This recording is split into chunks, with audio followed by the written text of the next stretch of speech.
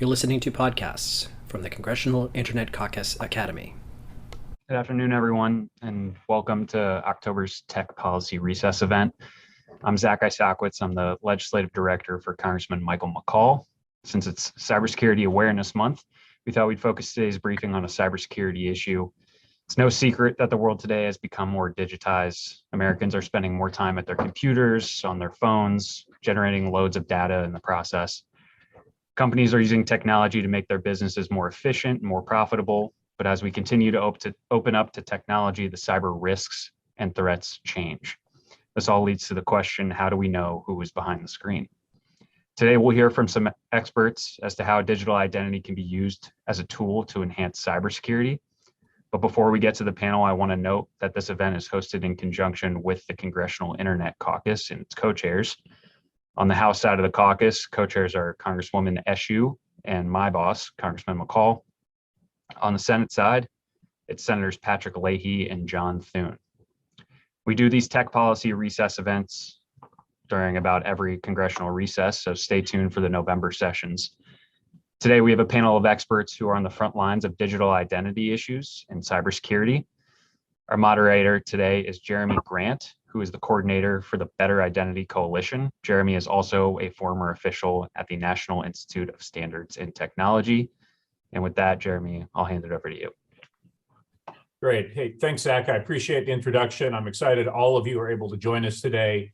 I'm Jeremy Grant. I'm Managing Director of Technology Business Strategy at Venable's cybersecurity practice here in DC. And as Zach said, in that role, I also lead an organization called the Better Identity Coalition, which is the one group that's been focused on what I would call the policy layer of digital identity and this topic we're here to talk about today. I've been around identity and cybersecurity really as long as I can remember, dating back to my time as a Hill staffer in the 90s. I've also spent time in industry building digital identity systems and had a second stint in government leading the digital identity efforts at NIST. So our discussion today is on digital identity, cybersecurity's new hope. And with this Star Wars themed title, I was tasked as your moderator with coming up with a not too ridiculous Star Wars metaphor to kick us off today. So here goes. There's 19 years that passed between Star Wars episodes 3 and 4, 19 years where Darth Vader was just doing awful things to the galaxy. And his preferred attack vector to get what he wants, using the Force, the dark side of it at least, to crush his enemies. So in the real world, our adversaries in cyberspace, be they organized criminals, hostile nation states, malicious hackers, they're the Darth Vader that we're up against. But instead of using the Force to attack us, they're generally using identity. What do I mean by that? Well, if you go back over the last 19 years to look at every major breach and cybercrime incident that's been in the news, it's an anomaly to find one where identity did not provide the attack vector. Whether it was the Target breach in 2013, the Office of Personnel Management in 2015, the Equifax breach in 2017, the 2020 SolarWinds incident, or the Uber breach last month, the attackers got their initial foothold into the target by compromising passwords, or in some cases, compromising the multi-factor authentication that was put in place to guard against password-centric attacks. All of these targeted what most people would call the authentication layer of digital identity, looking at the way that you're signing in once you've been issued an account. We've also seen a ton of attacks that are targeting what most people call the identity proofing layer of digital identity, which is that process you go through to prove who you are when you're first opening an account, say applying for a credit card or perhaps a government benefit. These are attacks that exploded during the pandemic. Just 2 weeks ago, the Inspector General of the Department of Labor published a report saying that organized criminals stole more than $45 million from state pandemic unemployment insurance programs. In most cases, they were using stolen identity data to slice through the weak ID verification systems that states had in place more smoothly than Darth Vader could slice off Luke's hand with a lightsaber. And these attacks on identity proofing aren't just limited to government benefits. Last month, the Deputy Director of FinCEN, Jimmy Kirby at the Treasury Department, said of the more than 3 million suspicious activity reports that banks were filing with FinCEN in 2021, these are the reports that banks are filing when they see evidence of a financial crime, the majority of them were tied to breakdowns in the identity verification process.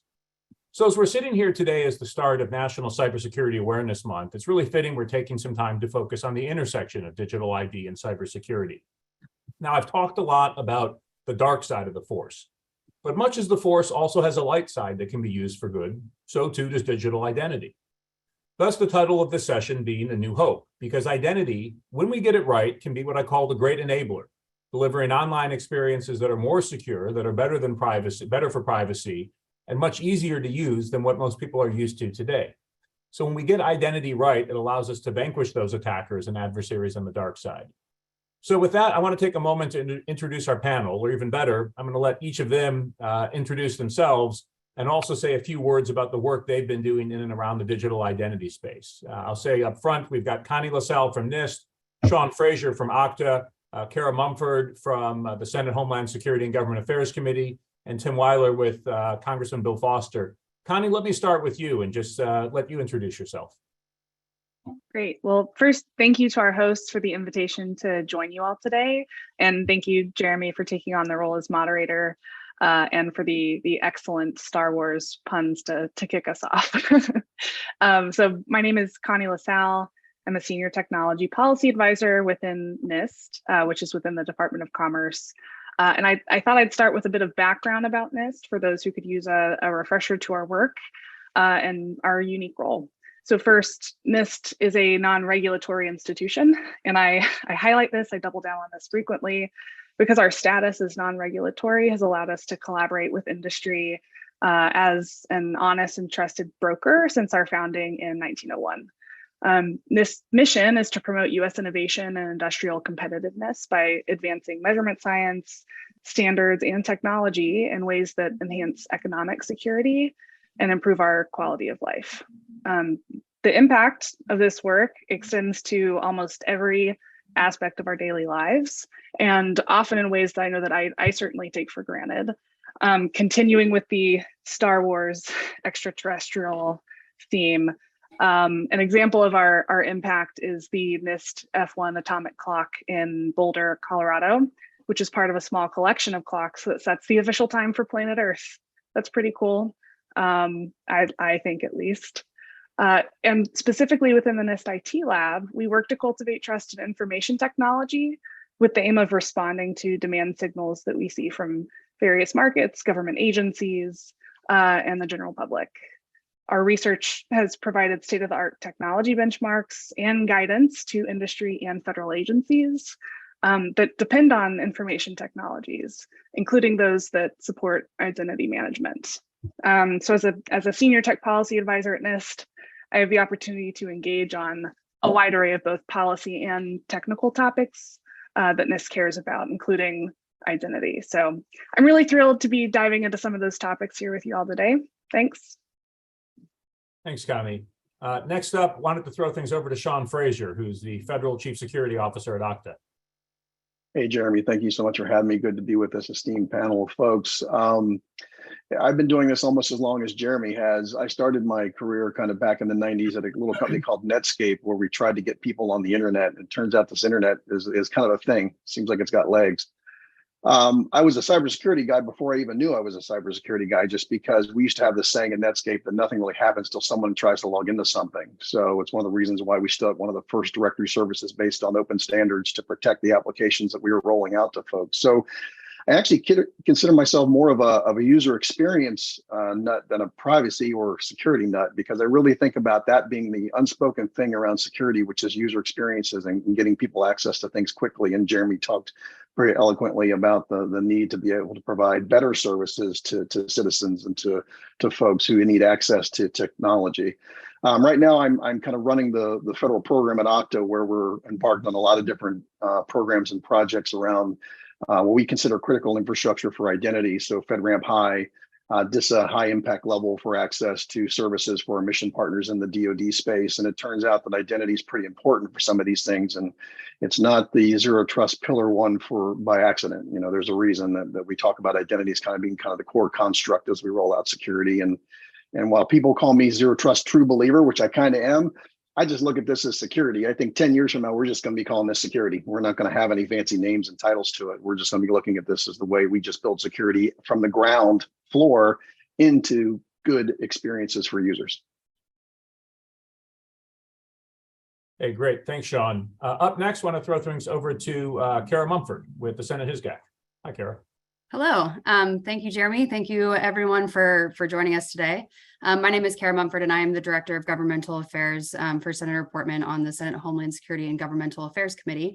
It's a bit of a mouthful committee, and our jurisdiction matches that. It's a very, very broad jurisdiction. We have everything that is a government-wide issue, so that would include digital identity. But we also have the Department of Homeland Security, and so we have that specific cybersecurity tilt to it, our jurisdiction as well. And so I feel like we have a really unique vantage point because we get to kind of straddle that, government-wide and then also security-specific jurisdictional issues.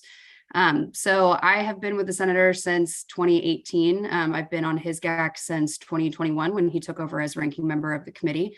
And then the other thing I wanted to just mention and preface my comments today is that, here I'm speaking from my personal capacity and not necessarily as a representative of him or representing his perspectives.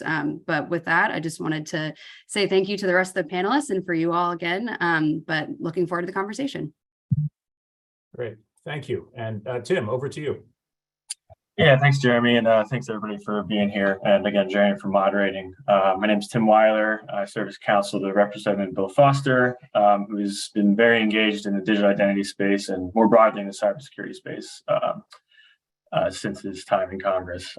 He's got one particular bill, the Improving Digital Identity Act, and a almost synonymous Strengthening Digital Identity Act, both of which try to set up some NIST standards to ensure a government-wide approach towards a better digital identity. The original broader package had some grant money to states who are exploring mobile driver's licenses and such.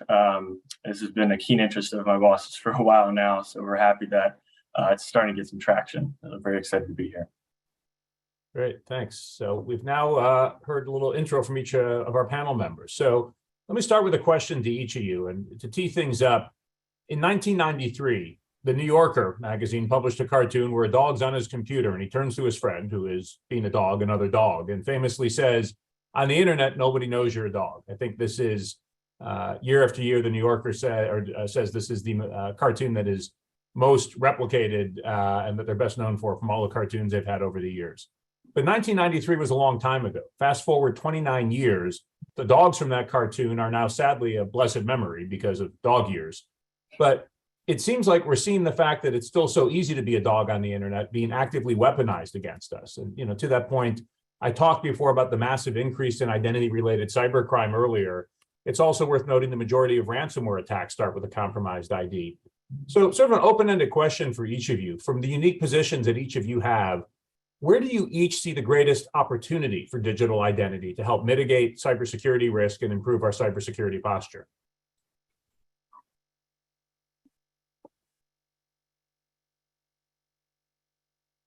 Should we just jump in? You can jump in, Connie. Okay, great.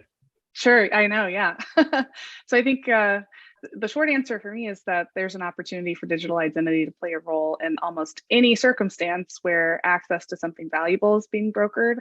And I'm not just talking logical access through a device, I'm talking physical access as well, as the merger of the digital and physical worlds continues to happen. And I don't feel like I would be doing my job if I didn't also mention that NIST digital identity guidelines lay out a risk-based approach to selecting a set of controls, including technologies, practices, and processes that organizations across sectors of all different sizes can implement to improve their cyber posture while managing other risks and balancing those other risks related to privacy, equity, usability, and other factors. Thanks. Other perspectives? Yeah, I think you hit a very salient point with the unemployment fraud, and generally in the pandemic, we saw a huge spike in that, mainly because I think we largely transact, interact, and broker online, and we're still using these kind of legacy paper forms of identity to do that. So there's kind of an inherent mismatch there and an opportunity for people to take advantage of it. So we're hoping that a more secure digital identity would, first off, be way more convenient, easier for consumers, but also just much stronger. And that's actually how we kind of got traction for our bill in the first place through OGR. It was just, I think it was an unemployment hearing.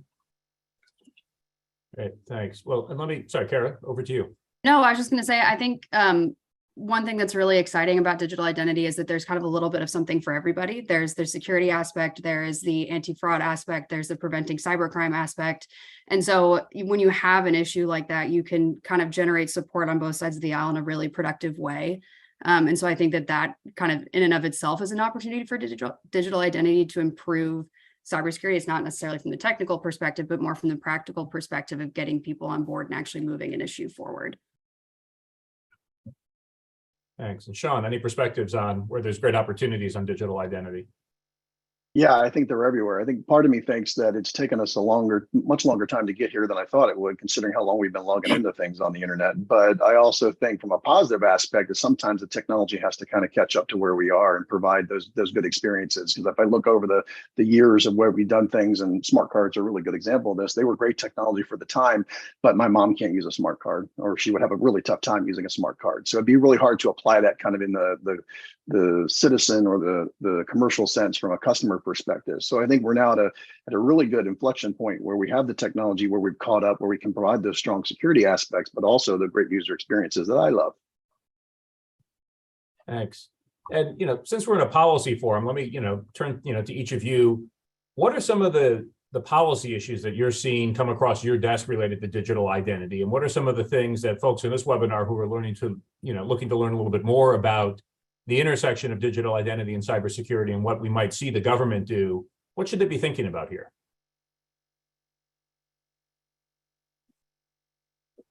Tim, I might start with you, given. Yeah, sure. So one of my other kind of primary roles for Congressman Foster is I handle most of his work on the Financial Services Committee, and it's kind of a weird song and dance having him, try to emphasize the importance of a digital identity is it's not really in a Financial Services Committee's jurisdiction, but it's a really important conversation to have, and it comes up frequently because you are constantly authenticating yourselves through your mobile apps to your bank doing it on your own behalf.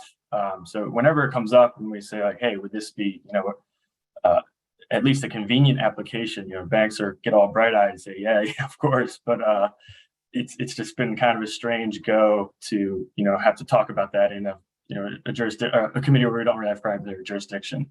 But on that note, it almost seems like a no-brainer anytime this conversation comes up. I think it's just for know your customer, anti-money laundering aspects, it would just make things much easier, much quicker, and save everybody a lot of money. So it's certainly just a recurring theme. And we've just been kind of hammering the message on that. As Sean said, it seems kind of crazy that we haven't gotten there yet, but we're happy to see that the wheels are at least moving. Kara, Sean, Connie, perspectives. Sure. I think as far as questions that I'm being asked frequently related to the policy element of digital identity, privacy implications are probably number one right now, followed by topics around bias and equity, fraud and supply chain risk management, creative ideas about how to stimulate market growth, and how enterprises of all kinds and specifically federal agencies should be balancing all of these different objectives while they're designing, procuring, or even federating with an identity solution. Yeah, I would agree that I think privacy concerns are a really big question when it comes to digital identity. And then the other thing I would add to that list is how both the federal government and the state governments kind of treat digital identity and how they interact, because, ultimately a lot of the identity issuers are at the state level, but then you also have, the State Department issuing passports, Social Security Administration. And so figuring out how to kind of get all of these entities to work together, I think is a really big challenge. Yeah, I think the only thing I'd add, and I love Connie's comments about equity and making sure we're building things in that everyone can participate in. So it's not just one class of folks who can do really cool stuff and the other class of folks have to do the hard stuff. That's super important. The other thing that's super important is to have flexibility and agility with some of these things, because the technology is changing so quickly that I think by the time we put a stake in the ground, right, it's that old Gretzky saying about the skate to where the puck's going, not to where it is, and we have the propensity to kind of put a stake in the ground where the puck is and forget about where the puck is going. So as the things we're building, if we can provide some ability to be flexible and agile as new guidance comes out, as new technology comes out, so that folks can kind of apply those or think about how to apply those in their future self versus where they are today. Great, thanks. I'm going to come back to the privacy issue in a bit, but I wanted to dig a little deeper with Tim and Kara on talking about the gap between physical and digital credentials, at least in terms of what consumers are dealing with. So Tim, you mentioned your boss authored Bill, the Improving Digital Identity Act that's focused on this topic, and Kara, the HISGAC just marked up a revised version of the bill last week. And that really puts a heavy focus on closing this gap between the paper and plastic credentials we use in the physical world to prove who we are, and the lack of any real counterpart, in the digital space that we can use online. Can each of you talk just a little bit about the bill and what might come next in the legislative process? Sure. Yeah, I guess I'll start. Mainly, one of the main things it does is assemble a task force with a couple different agency heads involved to try to set up, what a digital identity implementation would look like here in America. And embedded within that is the important, sorry, my dog is about to get excited at the mailman. The important standards that NIST has to set for us to make sure that we're, doing things in a privacy preserving way. And there was also a bit of grant money. I don't think that made that into the Senate version, but maybe that's where Kara can pick up. Sure. So we in the Senate, we worked closely with, I think it was Sinema's team and also Senator Lummis's team to come up with a bill that we could put on our markup. And, our perspective, I think, in building and editing the bill that came out of the House was trying to come up with something that, could empower the task force to come up with recommendations and not, necessarily, we didn't want to presume the outcome of anything that could potentially come out of the task force. And we wanted to make it so that the task force would actually come up with, productive recommendations to move the ball forward. Because I think that there's a recognition from everyone that this is a really important issue and it warrants, really in-depth study and attention, not just from the federal government, but bringing in outside stakeholders. And so that was kind of our perspective. And I was glad that we could, work closely with our partners across the aisle and actually, get it through the markup. Great, thanks. And Tim and Connie, I wanted to ask you about, there was another portion of the original bill that Congressman Foster introduced that was dealing with NIST work in digital identity, the need for a framework that if I'm, be it a local vital records bureau who wants to do a digital birth certificate, or the State Department with a passport, or a DMV at the state level who wants to close this gap between physical and digital, how do they have sort of a playbook of standards and best practices they should follow? And that was something that I know Congressman Foster was successful in peeling off from the original bill and getting included in the NIST reauthorization that was part of the Chips and Science Act that became law just a couple months ago. So I wondered, Tim, if you could talk a bit about the provision, and Connie, now that NIST has been directed to take on new work here, any thoughts on what we should be expecting? Oh, well, I guess I'll highlight the provision. I think Connie's probably going to have a better read on what we should expect going forward. But I think it managed to, direct NIST to kind of tell us how we can make these systems interoperable, like you said, amongst different, right now it's a very kind of segmented approach with our DMVs. Our state DMVs kind of all do their own things. We need to find a way for them to talk to each other effectively if we're talking about some sort of a national digital identity, something that's going to work in every state, kind of like the real identity regime. So we kind of already have that laid out, but we need to transfer that to, what we put together for in the digital space. And they also, wants to make sure that we're using, strong identity proofing and again, just a really robust privacy protection regime in whatever we develop. So I think that's a really important, set of standards that NIST is up to task with. I would agree. I think symbolically, it is an enormous win that NIST identity work has been recognized to the extent that it has been through Chips and Science. And it's not just for NIST.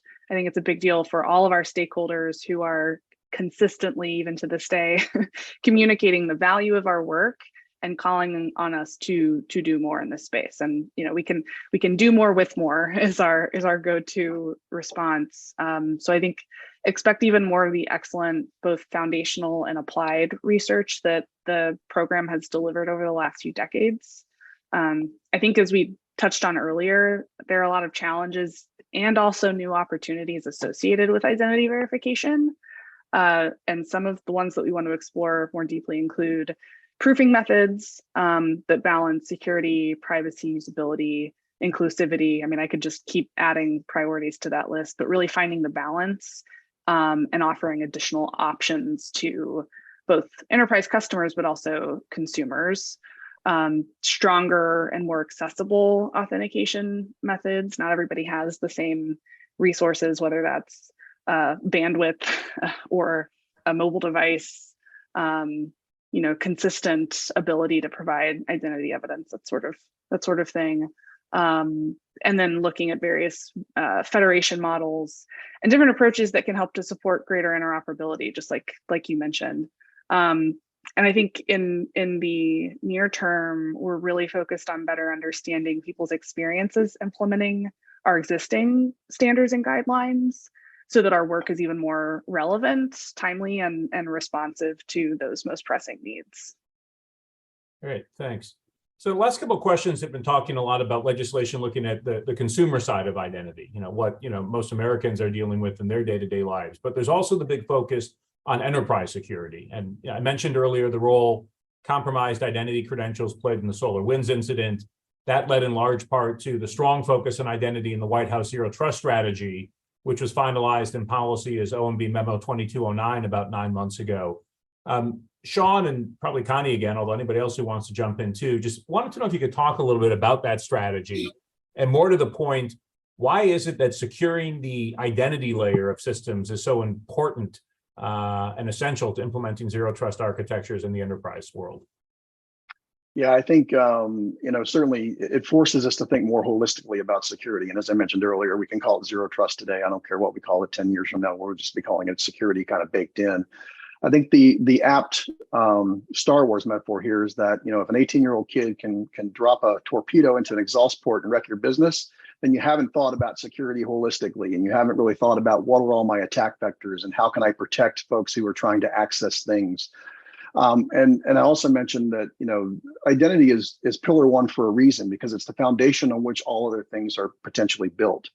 Nothing happens till someone tries to, or something tries to access something, to access data. So zero trust is really all about, kind of treating data as the crown jewel and figuring out what the access modalities are to the data, what the protection modalities are to the data, making sure you have all those protections put in place. I think one of the challenges that we've seen over time is that it's taken us a long time to get to kind of full multi-factor authentication. And while we've been doing that, the attackers have been taking advantage of that because we've really left it as low-hanging fruit for the attackers. And I think up-leveling those things, like making sure that, strong phishing resistant multi-factor is important. Strong single sign-on with strong protections are important. These are both not only security, but also end user enabler capabilities as well, if we think about them, because they enable users to kind of get access to things in a seamless way, provided we use mechanisms that are that seamless. But I think that really kind of starts there in regards to, there's data that someone needs to get access to right away, very transparently. And we've got to protect the mechanism that folks use to get there across the board, not just for some, but for all. And that's part of the challenges too. We've commonly seen where folks will get kind of 80% there with MFA, and the last 20% is the hard part. So they don't necessarily get there. You got to get there for your privilege accounts, for your user accounts, for your admin accounts, for your executive accounts, and and even for anyone who logs into something, you got to be holistic across the board. I can only say +1 to everything Sean just said. And I think as federal agencies and their commercial partners begin implementing their zero trust plans that were required out of the zero trust strategy, I expect we'll learn a lot from them, including the good, bad, and the ugly. Thanks. And wanted to ask a follow-up on that, and actually, tying to what you were saying, Sean, around the need for phishing resistant authentication. I mentioned in my opening remarks in last month's Uber breach, the attackers not only compromised passwords, they also managed to bypass the MFA Uber had in place. We're seeing this happen more and more these days, where some of the legacy tools that we use, like a one-time passcode or pushing yes on a push notification, you can socially engineer somebody to handing over a passcode or pushing approve, which is one of the big reasons M2209 said agencies really need to move to MFA that is specifically phishing resistant, so you aren't susceptible to those attacks. Where do you all see the market going with MFA right now, given that guidance, as well as the fact that the attackers seem to have caught up to some of our first and maybe even second generation attempts with this technology?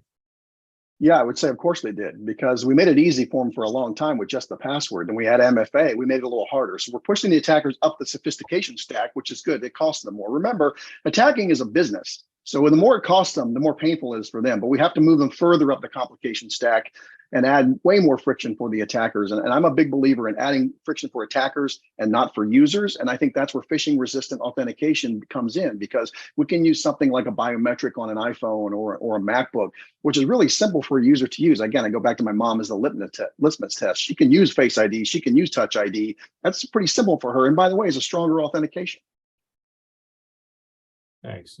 Connie, any perspectives, or Tim or Kara, if you want to jump in on that topic as well? Yeah, I think just pulling on one thing that Sean has mentioned in his comments. I'm hoping to see more phishing resistant options that are broadly available, affordable, portable, privacy protective, and easy to use. If we're not hitting all of those factors, I don't know how we can expect adoption gains the way that we really need to create that friction for the attacker, to raise the bar, and not just one set of individuals at a time, but for everybody. Being mindful of the fact that, again, not everybody is going to have the same access to the same resources to raise the bar, at least not at first, has to be part of the conversation, so that we're not stuck back at square one again for certain groups of people. And so that we're not worsening existing inequities that are contributing to the kind of digital divide that we're now having to address because we didn't think of it however many decades ago. Thanks. And Sean, just one follow-up again on the Okta side. Obviously, you all are a company that supports a lot of implementations both in government and the private sector. Are there examples where you're seeing zero trust architectures really successfully implemented? And what are some of the lessons that the public sector might want to take from some of what we're seeing in the commercial sector, or vice versa, for that matter? Yeah, we see a lot, and I think what separates the successful implementations from the ones that struggle a little bit is really just a mindset shift of how you work towards zero trust. If you view it as kind of changing your lifestyle, your security lifestyle within your organization, and protecting the things that are important. So first of all, identifying what those are, identifying what the access capabilities or the access modalities are to get to those things. You have a much better chance than folks who sometimes look at it as yet another unfunded mandate. So one of the things that challenges some folks as you look at it and say, okay, well, someone's telling me I need to do this. I don't know what this is. This is probably something I got to go buy from somebody and just layer onto the other 10 things that I bought. If you're looking at it from that perspective, you're kind of looking at it in the exact opposite way of the way you need to. You need to think about how you kind of build it in holistically into your organization. Start from a piece of data that needs to have access to it, and then you build out from there. And if you kind of start and think about it, and I know it's hard because a lot of organizations, both commercial and public sector, have a lot of legacy. There's a lot of stuff that's been hanging out there for many, many years where like, oh gosh, I can't go back and touch that because if it ain't broke, don't fix it. So start with the things you're building now and work your way backwards and figure out, okay, how do I build this approach as I'm updating things, because all things get updated. Even the legacy things have to get updated over time. Have a plan, put a plan together. I think for the folks who look at this and think, I got to go buy something, I don't know how I'm going to implement it, that's a challenge. But if you put a plan together and figure out, start with the data and then move your way out, you'll be much more successful. And we see a lot of folks doing that. Thanks. So I want to shift a bit to the technology side of the house. And I say up front, I tend to approach identity from a technology agnostic philosophy. The idea being we shouldn't be leading on the policy side with the view that this particular technology is the solution to an identity problem. Let's first define the problem we're trying to solve and then select the best technology. That said, I think it's really hard to get too far into one of these conversations without somebody saying, but what about biometrics? And what about blockchain? So now that I've asked those questions, what about them? What do you all think?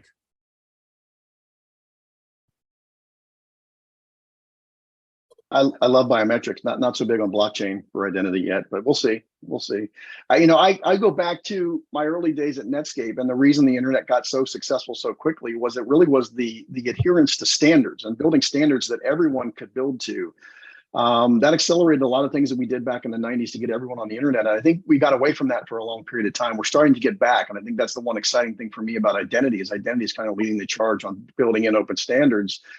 To get to Connie's point about, everyone should have access to this. I mean, everyone who has a phone in their pocket, everyone who has a smartwatch on their wrist should be able to have access to the same strong authentication that I have if I'm in an organization with all the money in the world. Thanks. Connie or Kara or Tim, want to weigh in on the technologies at all? So I tend to agree with you. You should focus on the problem you're trying to solve rather than create solutions in search of a problem. And I think that technology should be viewed as a wonderful enabler, but it is a means to an end. And I'm intrigued by the promise of distributed ledger technologies like blockchain. I'm curious to keep learning about the trade-offs. Just like other once novel technologies, I know the internet has come up. Cloud has not been mentioned yet, but it was sort of viewed as magic at one point in time. The tranche of technologies that you mentioned are exciting to me and potentially transformational. I think at the same time, they will and already have started to introduce some real challenges that this community and others are going to have to contend with, both technically and as a matter of policy. And Sean, I appreciate the shout out and support of standards. Clearly, it's in our name. NIST is going to continue to advance those underlying standards, plus measurement science, plus all the research that's critical to, whether it's distributed ledger technologies or cryptography. And we have every intention of continuing to play a role in shepherding in the next era of more responsible innovation. Thanks. Other perspectives? I think from the Hill perspective, and I don't want to speak for Tim, but at least from my perspective, remaining technology agnostic is really, really important because we're dealing with everything at the 30,000 foot level. And so the second that we start talking about individual technologies and putting them, into laws potentially like that, I think sets up a really potentially problematic situation down the road where those technologies either get phased out or they need to be, they are no longer, up to date or anything like that. And so I think that from my perspective, I do a lot of work and a lot of thinking to try and remain agnostic and to build enough flexibility into the way that we're thinking about issues so that they can kind of evolve and you don't have to be changing laws or, amending committee reports, which is not a thing, but, to actually make it so that the things still make sense. Yeah, that's certainly been our outlook as well. Is we're just generally agnostic that on whatever way this gets done, we're supportive of. But generally we don't want to do something that doesn't make sense 5 to 10 years from now. But I will say, particularly with biometrics, I think if we're really trying to get away from these legacy forms of identity, unless we're going to tie our digital identity, if when you're signing up on your mobile wallet or whatever, if you have to punch in your social security number, we're kind of defeating the purpose there. So on some level, biometrics very well may have a role to play, but we need to make sure that that's done responsibly and that it doesn't leave anyone behind in certain areas. But certainly second everything that the other panels have said is we need to kind of keep an open mind with this and focus on a solutions-based architecture here instead of just trying to solve one problem. Do something that we're just building something from the ground up. We're not just looking to pinpoint one particular area to fix here. Thanks. And Tim, if I could just ask a follow-up. I know Congressman Foster has been very strong interest in the possibility of a central bank digital currency and has talked quite a bit about how he views solving the digital identity conundrum as being key to enabling, something like a CBDC. Can you talk a little bit more about that and sort of where he's coming from on this and some of the work you're doing there? Yeah, absolutely. I think that was kind of his foray into this interest in the first place, was the just inherent need to authenticate yourself when you're using legal tender. Right now you use cash pretty much anonymously, but at the rate and speed of transactions that a CBDC would offer, that's just untenable. And I think, maybe just last week, Fed Chair Powell said that using a CBDC would absolutely not be purely anonymous. I think everybody understands the logical nexus that we've seen play out with, purely anonymous cryptocurrencies, their ability to be used in malicious ways. I guess the jury's still out on the extent that it's happening, but it's certainly possible. And there's just no way that the U.S. government is going to, just offer that on their platform as, kind of a place where you could use fraud or that sort of thing. So certainly it's a necessary element, and it just makes sense. There's no reason why you should be whipping out your driver's license to transact with a U.S. stablecoin or something of the like. So certainly very important and closely tied to it. Thanks. And it's actually, we have a bunch of questions that have come into the Q&A. I don't think we'll have time to address all of them, but on the privacy side, and back to the point you mentioned about anonymity, is there a place for anonymous online identities in the future where we might be valuing cybersecurity over private or experimental expression? Does everything need to be fully known, or do we still have some anonymity in the future? Well, I mean, in my mind, I think it operates, the way that you buy stocks. You don't know who you're trading with. You're doing it through a broker. So you're pseudonymized.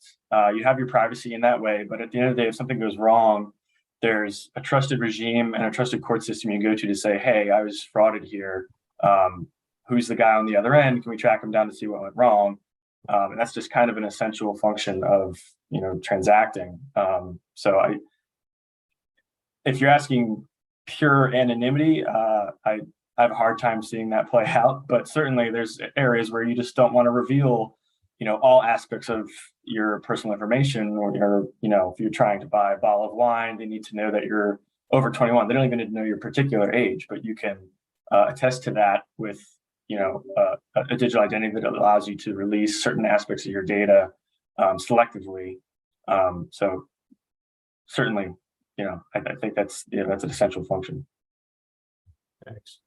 Connie, let me ask you to follow up a little bit on that. You mentioned before, NIST produces, risk-based guidelines. In some cases, there needs to be no doubt in terms of who somebody is. In other, cases, the risk might be such that it's less important. Can you talk about where, risk might play a role in terms of anonymity versus being fully or partially known? Sure. I think our guidance really leaves it up to each organization. Our main audience is organizations versus a direct consumer. We leave it up to them to decide, what level of proofing they think is probably necessary based on the potential impact should something bad happen. And from that perspective, I think we are preparing for a world in which all of the above needs are true, technically, where you have a high degree of proofing and confidence that's required, just whether it's because of the impact and the risk or because a regulation is telling you have to. And then on the flip side, I think there will be some interactions that are lower or negligible impact, where forcing somebody to provide their identity might have more harm than benefit. So I think just making space for all of those possibilities and really interrogating them based on risk is the approach that we've defaulted to. Thanks. Kara or Sean, any perspectives on the privacy and anonymity question? All right. Since this is a policy forum, we've been spending a lot of time talking about what the government can do on the policy side, but obviously this is something government alone is not going to solve the problem. Where do each of you see a role for the expertise and solutions of the private sector in all of this? So I think, speaking from the private sector, I think that there's certain best practices that can be applied here. I think one of the things that comes out and having conversations with this is that, and again, I'll lean back on the open standards a little bit, is that really kind of future-proofs you when you make decisions about technology you can kind of plug in. And provided you're all speaking the same language and singing the same tune, I happen to believe that Okta is one of the best digital identity organizations on the planet. I wouldn't be here if I didn't.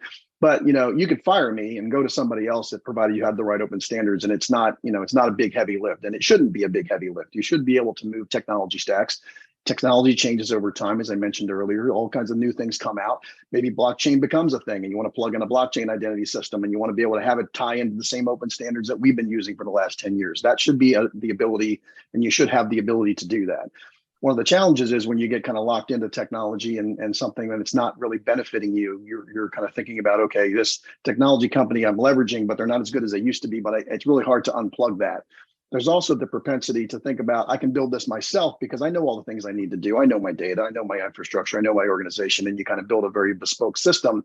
But organizations have gotten in a lot of trouble doing that too, because it's hard to update, it's hard to maintain. It's very easy to build a thing. It's very hard to support and maintain a thing.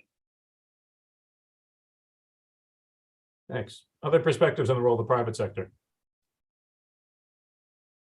I think for me, it's having a relationship and fostering open conversation between government and the private sector is really important, particularly for us on the Hill, because, most congressional staff are not technologists, which I think is, a real bummer to a certain extent, because, we have a lot of these conversations and we don't always have all of the technical expertise to be able to make informed decisions about, how we think a certain bill should go. And so that's where I think that having the private sector there to really ask those questions of and say, what do you all think about this? What do you think about that? And how should we be thinking about these problems is really important, because it gives us a perspective that we don't necessarily have all the time on the Hill. I agree with that. And I think that that's evident in NIST's collaborative relationships with the private sector. I mean, we simply would not be able to do a lot of the research that we do without their involvement. I do think, shifting to specific areas where I see gaps and where some private sector exploration of those gaps and innovation could be helpful. We need more identity proofing options of all strengths and of all types. And I think particularly thinking about the fact that I've seen that some browsers might shift away from cookies, right? You'll see the role of third-party data decrease. I think that leaves us with an opportunity to explore different ways of interacting with consumers, thinking about how user experience and related research can yield the kind of information that others might be collecting on an individual by individual basis, which could have sort of a secondary or in some cases primary positive benefit for privacy, in addition to raising the security bar.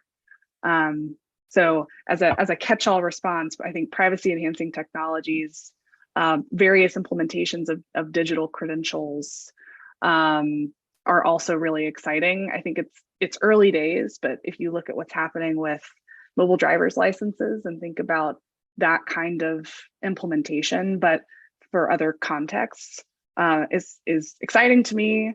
And I can't wait to see what kind of innovations happen in the next couple of years. So quick shout out to Connie's organization. There's a sub-organization under NIST called NCCOE, the Cybersecurity Center of Excellence, that we participate in. A lot of other private sector partners participate in as well. And that's a good mechanism for us to share information, because we all know this is not a technology problem, but there are technology answers that can be gleaned from looking at how people interact and how systems get plugged together. And those best practices are really important.